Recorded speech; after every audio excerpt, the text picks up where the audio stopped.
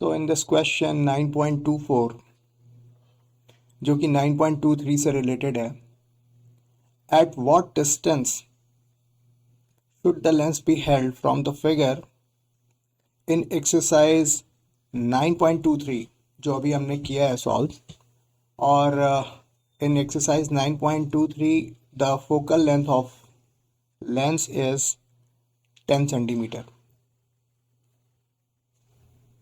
In order to view the square distinctly, एक square है जिसकी साइज 1 mm और 1 mm है.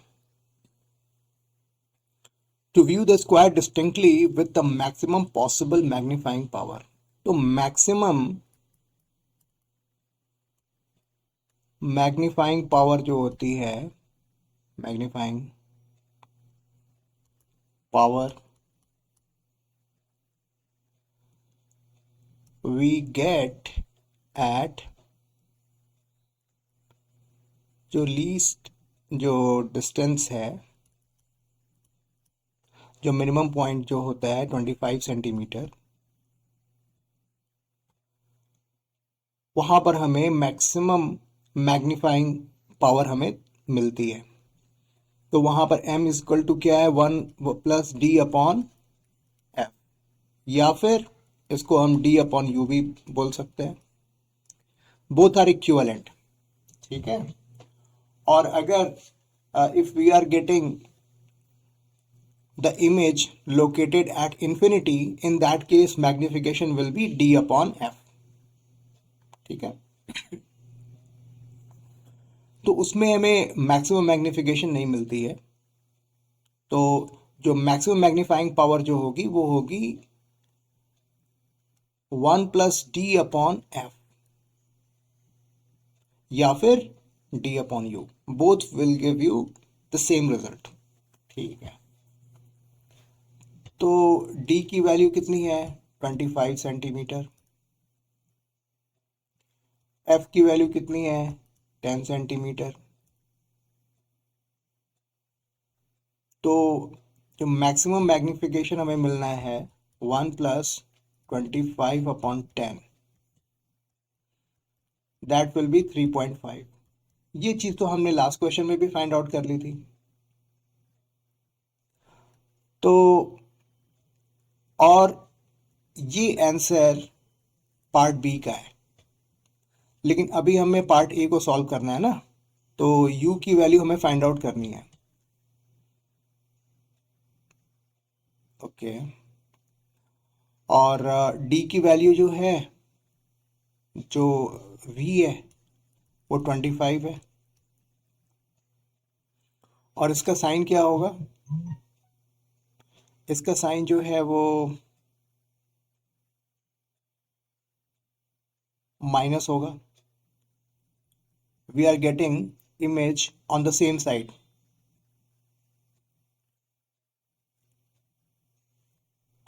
तो let's apply the lens formula 1/f is equal to 1/v - 1/u. तो 1/10 और 1/v क्या है, -1/25 और -1/u. तो अब इसके साइन हमने यूज नहीं किया हुआ है, साइन कन्वेंशन यूज नहीं किया हुआ, तो so we will be getting u in negative. तो 1/u विल बी -1/25 -1/10. सही है. 50 -2 -5. u is equal to -50/7. तो 50/7 या फिर -7 1/7 और -7.14 सेंटीमीटर. ये u की वैल्यू हुई. This is the answer of part A. और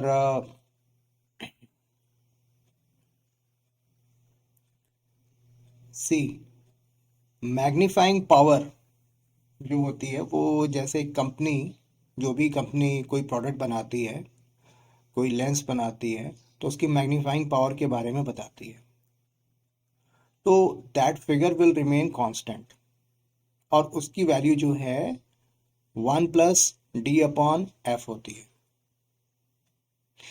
इसका मतलब ये हुआ कि उसकी फोकल लेंथ कांस्टेंट है, और अगर हम इमेज को 25 सेंटीमीटर डिस्टेंस पे फाइंड आउट करते हैं तो उस केस में लेंस की मैग्निफिकेशन जो होगी वही उसकी मैग्नीफाइंग पावर होगी। लेकिन लेकिन इमेज की लोकेशन तो कहीं भी हम प्राप्त कर सकते हैं, ठीक है ना। तो उस केस में जो हमें मैग्निफिकेशन मिलती है उसे हम कहते हैं magnification of image. So this way magnification and magnifying power are two different concepts, ठीक है। उसको मैं थोड़ा सा एक्सप्लेन कर देता हूं यहाँ पे। मैग्निफिकेशन क्या होता है, जिसे हम m से रिप्रेजेंट करते हैं, और ये होता है v/u। Let's not talk about sine, simply इसके मॉड के बारे में बात करते हैं। एंड ये h' और h यानी कि size of image divided by size of object, इसका रेशियो होता है। लेकिन मैग्नीफाइंग पावर जो होती है ये एक स्पेशल केस होता है जिसमें हम जो इमेज की लोकेशन को जो मिनिमम डिस्टेंस है, मिनिमम डिस्टेंस ऑफ विजन जो है वहां पर हम प्राप्त करते हैं, और इस तरीके से हम ये कहते हैं कि this is the highest magnifying power of the lens. तो 1+d/f या फिर d/u, ठीक है। तो यानी कि v को हमने d डिस्टेंस पर लोकेट कर दिया, ठीक है। यानी कि v को भी हमने फिक्स कर दिया। उस केस में जो वैल्यू हमारी आएगी वो हमारी मैग्नीफाइंग पावर होगी। तो सर्टेनली आप देखो इस पर्टिकुलर केस में v की वैल्यू 25 सेंटीमीटर है, तो इसका मतलब ये हुआ कि as we know image is formed at D. So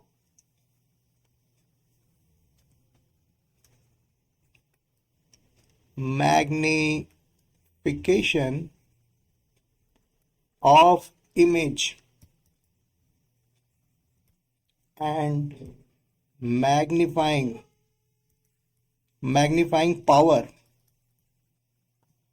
of lens both will be same. I hope ये एक्सप्लेनेशन आपको समझ में आया होगा।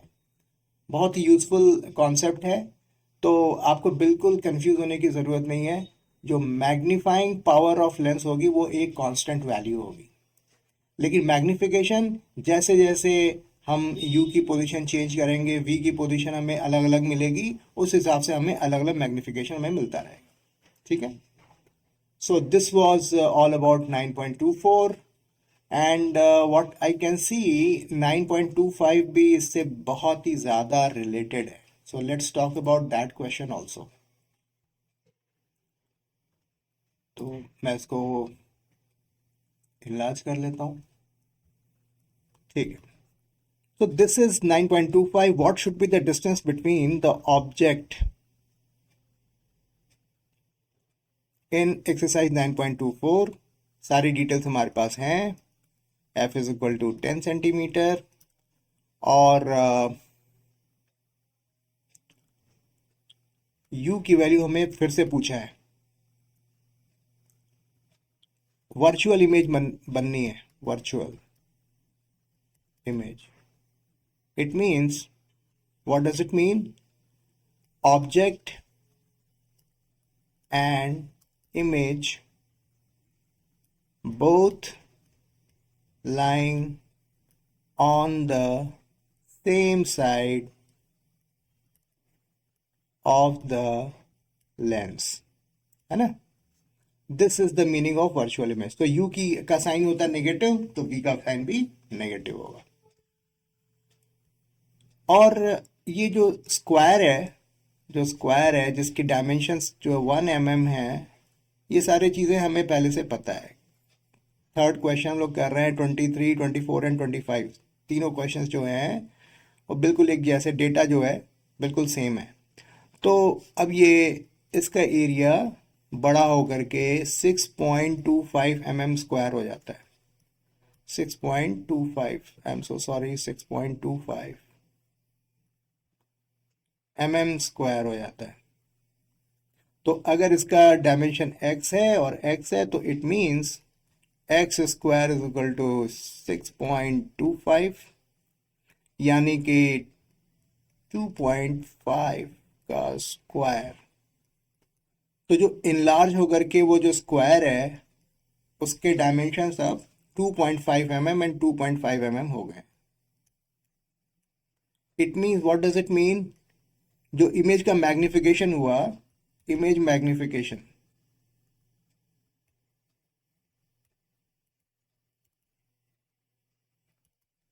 वो हुआ 2.5, यानी कि v अपॉन यू. दोनों का साइन नेगेटिव है, तो हमने अभी साइन के बारे में कोई बात नहीं कर रहे. तो v इज इक्वल टू जो है 2.5 u हो गया. v is equal to 2.5 u. अब तो बहुत ज़्यादा आसान हो जाना चाहिए question. Using lens formula 1 upon f is equal to 1 upon v minus 1 upon u. और f की वैल्यू तो कांस्टेंट है, माइनस 1 अपॉन 2.5 u, और u भी नेगेटिव रहेगा, यानी कि 1 upon u. Negative minus minus plus हो गया. कितनी बात समझ में आई आपको? तो u की वैल्यू, जैसे हमने साइन कन्वेंशन को यूज कर लिया है, तो u की वैल्यू हमें अब पॉजिटिव मिलेगी. तो 0.4 हो गया u plus 1 upon u, 1 upon 10 u.